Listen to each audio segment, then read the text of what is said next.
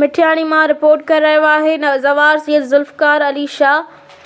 साहिती परगिणी जे नामूर दरवेश ऐं सूफ़ी बुज़ुर्ग सैयद अली गौहर शाह जिलानी रहमतुल्लाह अलैह जी 35 सालाना उर्स मुबारक जे मौक़े ते अदबी संगत शाख़ मिठियाणी पारां टाउन कमेटी मिठियाणी में एक शानदार अदबी कॉन्फ्रेंस मुनक़द कई वई।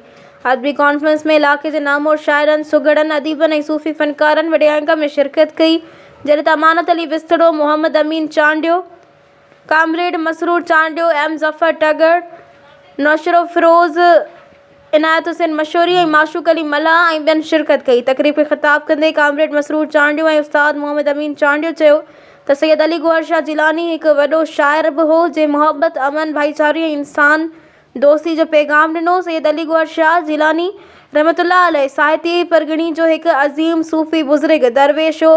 अव्हां जो सिलसिलो जिलानी सिलसिले सां लाॻापियल हो, जंहिं जो बुनियाद मुहबत, तवाज़ो, ख़िदमत ख़ल्क़ ऐं अल्लाह सां सची वाबस्तगी ते हो। अव्हां जे ख़ानक़ाह इलाइक़े लाइ रूहानी मर्कज़ हुई, जिते हर मज़हब ऐं मसलिक जा माण्हू बग़ैर फ़र्क़ जे ईंदा हुआ। अॼु बि अव्हां जो सालियानो उर्स मुबारक इलाइक़े जे माण्हुनि लाइ रूहानी, सक़ाफ़ती ऐं अदबी सुञाणप बणियल आहे। सैयद अली गौहर शाह जिलानी जी आख़िरी आरामगाह मिठियाणी में आहे।